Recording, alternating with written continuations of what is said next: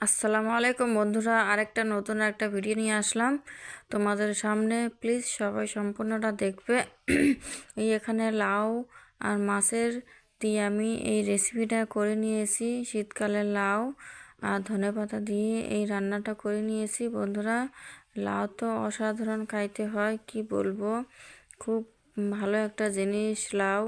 লাউ কিন্তু শীতকালে খাইলে আর বেশি ভালো লাগে বন্ধুরা। এই দেখো আমি মাছ দিয়ে লাউ রান্না করেছি। আর বন্ধুরা, যারা আমার চ্যানেলে নতুন আছে প্লিজ সাবস্ক্রাইব করে আমার পাশে থেকো আর লাইক কমেন্ট করো। কেউ লাইক কমেন্ট করা ভুলো না। এই যে মাছটা আমি কেটে দিয়ে ভালোভাবে পরিষ্কার করে নিয়েছি। এই দেখো এখন এই মাছটা আমি রান্না করে নিব। এখানে কিছু পিস উঠেই রাখো। আমরা মানুষ হয়েছি 2 জন, আমার শাশুড়ি মা নাই, বেড়াতে গেছে বেটির বাড়ি, তার জন্য মাছ কিছু তুলে রাখবো আর কিছু রান্না করব। এই যে একটা পেঁয়াজ কুচি দিয়ে দিলাম।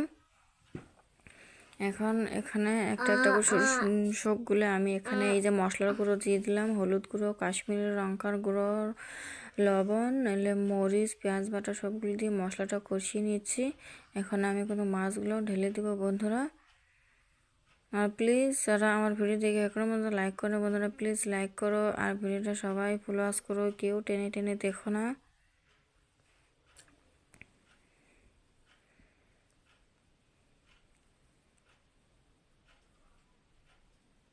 খুব সুন্দর একটা রেসিপি লাউয়ের রেসিপি, কিন্তু খুব খুব একটা ভালো একটা রেসিপি, টেস্টও হয় খুব, খাইতে অসাধারণ হয়।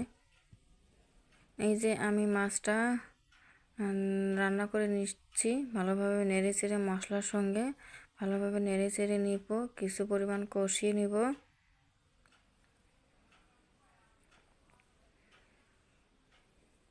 এই যে এখানে এই যে লাউটা দেখতে পাচ্ছ, লাউটা কিন্তু বেশ বড়, খুব সুন্দর। এই লাউটা আমি আমার এখানে গ্রামের থেকে নিয়েছি, বাজার থেকে কিনে আনলা ওগুলো সার দেওয়া থাকে, তার জন্য সিদ্ধ হবে চায় না। আমি গ্রামের থেকেই নিয়েছি।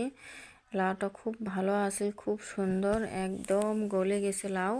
কোনো কোনো কোনো লাউ তো দিলে সিদ্ধই হবে চায় না রান্না করলে। এই যে একটু জল দিয়ে দিলাম,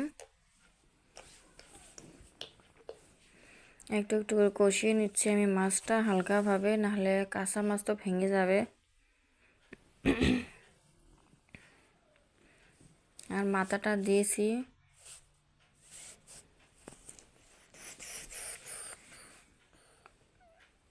এই যে এখন আমি জলটা দিয়ে দিব। আর মাছটা কষিয়ে নেওয়া হয়ে গেছে, আমি জল দিয়ে দিলাম পরিমাণ মতন। এখন জলটা ফুটে উঠলে কিছু পরিমাণ রেখে নামিয়ে নিব আমি।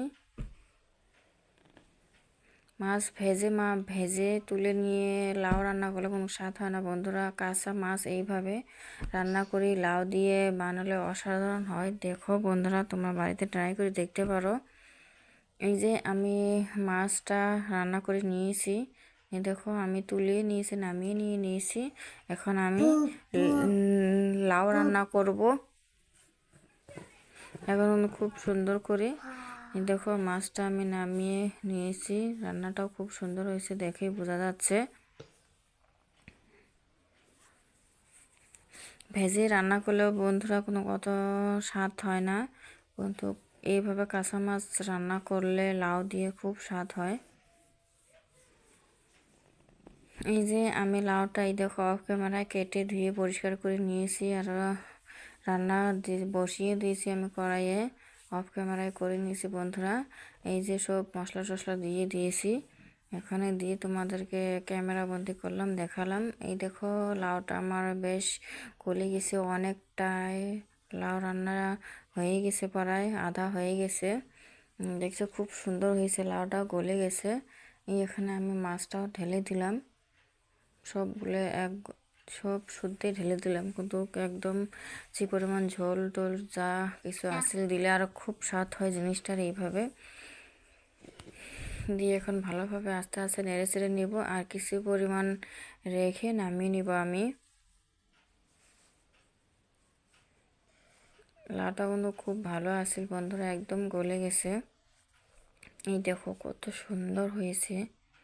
এই লাউটা আমি 50 টাকা দিয়ে কিনে নিয়েছি। দেখো 50 টাকার লাউ, খুব সুন্দর হয়েছে। শীতকালে এমন রান্না বন্ধুরা, ভাতের সঙ্গে গরম গরম দুপুরের ভাতের সঙ্গে এমন রান্না পাইলে তো খুব খুশি হয় মনটা।